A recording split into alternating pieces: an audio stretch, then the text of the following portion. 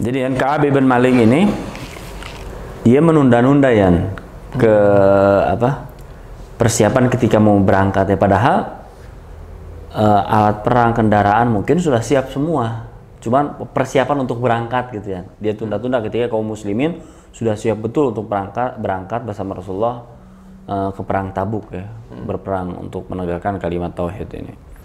Akhirnya tertinggal segala macam sampai berkecamuk perang di Tabuk sampai selesai.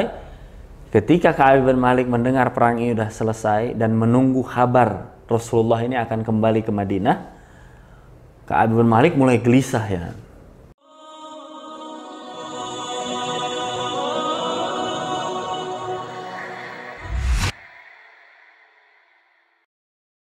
Akhirnya Rasulullah kembali sampai ke kota Madinah. Rasulullah ya sudah menjadi khasnya ketika pulang dari perang atau dari safar itu Rasulullah sholat 2 rakaat. Ini menjadi sunnah juga untuk kita. Jadi kita kalau dari safar ya penonton atau pemirsa dari bepergian pulang itu sholat 2 rakaat yang bagus di masjid yang ada di sekitar kita yang dekat. Misal kita dari umroh atau kita dari luar yang jauh pulang, kita sholat dulu 2 rakaat. Ada juga yang membolehkan kita sholat di rumah. Ya. Rasulullah seperti itu, sholat 2 rakaat, kemudian duduk dan menanyakan siapa saja yang tidak ikut perang bersama kita. Kemudian datang satu-satu, ada yang mengucapkan uzurnya ini itu segala macam, ya Rasulullah aku mungkin sakit segala macam, aku tidak bisa ikut ini. Ya datang saatnya Ka'ab bin Malik dan 3 sahabat ini, Hilal dan Murarah. Ya, 3 sahabat ini datang. Kemudian tadi ya kan yang disebutkan di kisah ini yang paling ditonjolkan Ka'ab bin Malik kan ya. Karena Ka'ab bin Malik yang membawakan kisah ini sendiri di dalam riwayatnya. Ya saya ketika terjadi gini, dibawakan langsung di dalam riwayatnya. Kemudian Ka'ab bin Malik bertemu dengan Rasulullah ya tentunya dalam keadaan takut ya dan keringat dingin kali ya. Kemudian menyampaikan kepada Rasulullah SAW, ya Rasulullah aku bisa saja mengucapkan ini itu uzur segala macam itu aku bisa, tapi aku meyakini bahwa engkau adalah utusan Allah dan apa yang aku dusta engkau akan diberi kabar nantinya oleh Allah Subhanahu wa Ta'ala. Dan tentunya ya sahabat yang menghormati utusan Allah Subhanahu wa Ta'ala, Rasulullah sallallahu alaihi wasallam.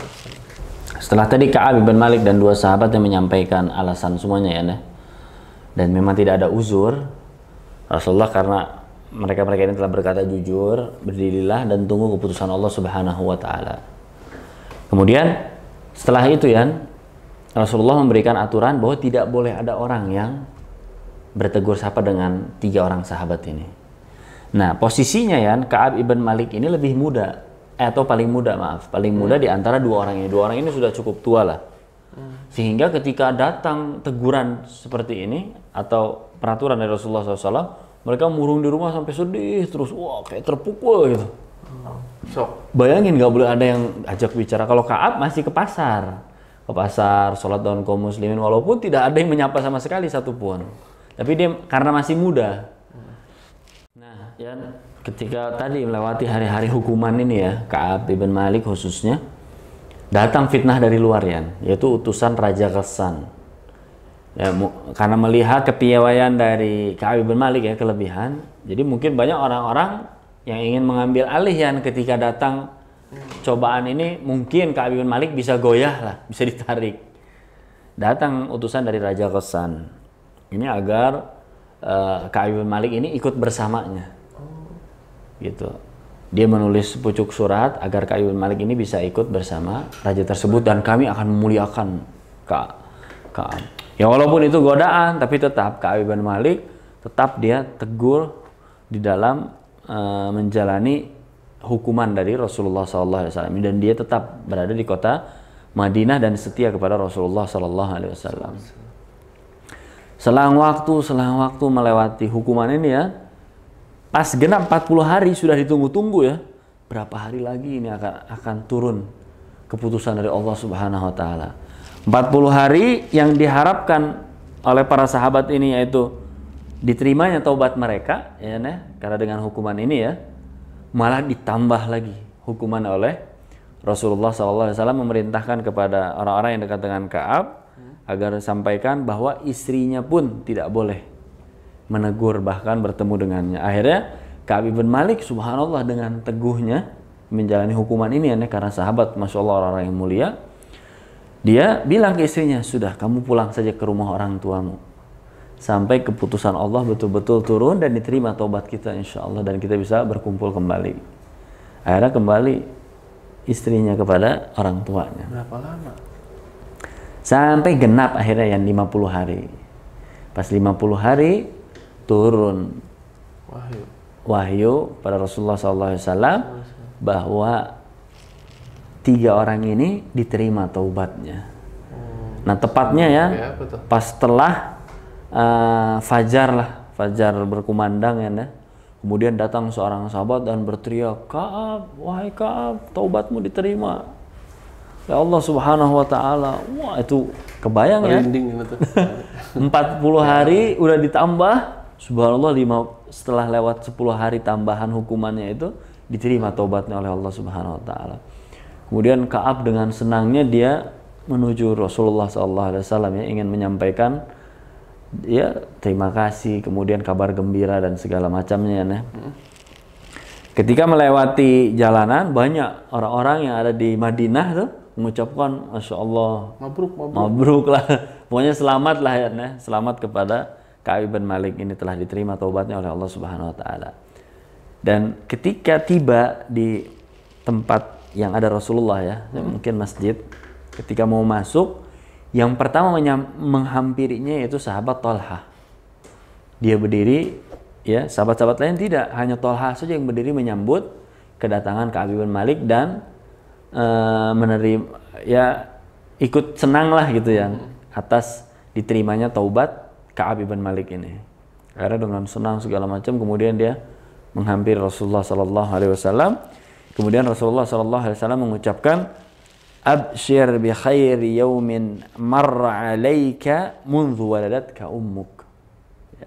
Kata Rasulullah SAW yang artinya bergembiralah dengan sebaik-baik hari yang telah engkau lewati sejak engkau dilahirkan ibumu.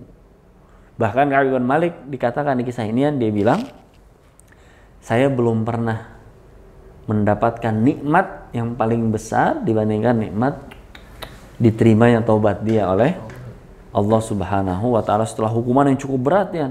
50 hari. Sampai istrinya pun harus dipulangkan ke rumahnya ya.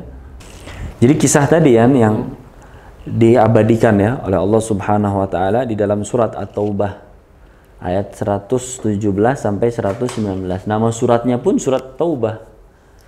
Jadi tentang orang-orang yang bertaubat. Jadi ayat yang pertama di ayat 117 ini ya dikatakan, laqad taballahu 'alan nabiyyi wal muhajirin wal ansar. Sungguh Allah telah menerima taubatnya para nabi, muhajirin dan juga ansar. Jadi Masya Allah, Allah abadikan yang 3 orang ini di dalam firman Allah Subhanahu wa Ta'ala di kitab yang sangat mulia, diterima taubatnya oleh Allah Subhanahu wa Ta'ala. Jadi itu ya, kita lihat dosanya kan cukup besar ya, meninggalkan peperangan tanpa uzur syar'i, yang dimana mereka sudah berbaiat. Namun karena kesungguhan dia bertaubat sampai kata Rasulullah gak boleh ada yang sapa, dia teguh, tetap terus semangat menjalani, tidak putus asa. Dia terus husnuzon kepada Allah Subhanahu wa Ta'ala bahwa taubatnya ini pasti diterima. Datang lagi fitnah dari raja yang ada di sekitaran mungkin ya, mau menarik dia tetap teguh terus atas pendiriannya bahwa Allah Subhanahu wa Ta'ala akan menerima taubat saya dan saya tidak tergiur dengan fitnah-fitnah lain. Ya subhanallah. Istrinya nggak boleh ajak 2 bicara. bulan, itu 3 hari aja udah. Subhanallah 50 hari turun. Wah, nangis dia diterima taubat Allah Subhanahu wa Ta'ala.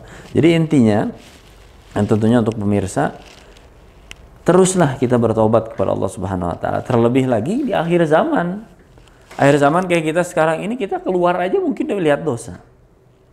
Maka dari itu doa selepas sholat fardu itu wajib kita ucapkan. Jadi jangan setelah sholat ya para penonton itu langsung pulang. Jangan, karena di dalam di setelah sholat itu, di akhir sholat ada bacaan astagfirullah, astagfirullah, astagfirullah.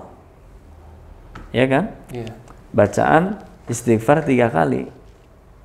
Mudah-mudahan dengan istighfar 3 kali di setiap sholat, dosa-dosa yang mungkin kita ketahui atau tidak ketahui Allah Subhanahu wa taala ampuni.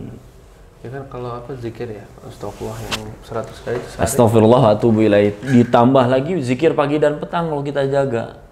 Rasulullah itu bahkan dikatakan sampai 100 kalian dibaca astagfirullah wa atubu ilaih. Itu Rasulullah yang udah dijamin.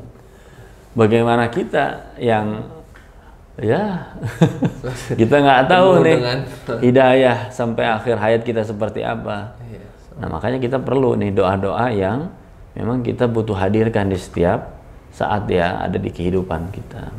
Jadi gitulah kisah tentang orang-orang yang bertaubat ya dari sahabat yang sangat mulia itu Ka'ab bin Malik, kemudian Hilal dan Murarah ini yang hidup pada zaman Rasulullah ya sallallahu alaihi wasallam dan ikut banyak peperangan, di antaranya perang yang Masya Allah ya yang cukup terkenal. Tabuk ya? Iya. Enggak, kalau mereka ini kan nggak ikut di perang-perang yang lain, mereka ikut ya. Di perang Tabuk ini yang mereka lalai, namun dengan kesungguhan mereka bertaubat diterima oleh Allah Subhanahu wa taala. Alhamdulillah. Ya, jadi untuk pertemuan kita kali ini kan edisi kisah taubatnya kita cukupi dulu ya. Nanti kita akan lanjutkan insya Allah dengan kisah taubatnya sekarang dari nabiyan. Ada seorang nabi yang melakukan suatu kesalahan juga. Ya. Sehingga dia ditegur oleh Allah Subhanahu wa taala dan bertaubat kepada Allah Subhanahu wa taala dan diterima juga taubatnya. Iya. Apa itu? Insya Allah nanti pada insya Allah konten berikutnya kita akan bawakan kisah tersebut. Insya Allah. Kita tutup dengan doa kafaratul majlis. Subhanakallahumma bihamdika asyhadu an la ilaha illa anta astaghfiruka wa atubu ilaik. Assalamualaikum warahmatullahi wabarakatuh. Salam.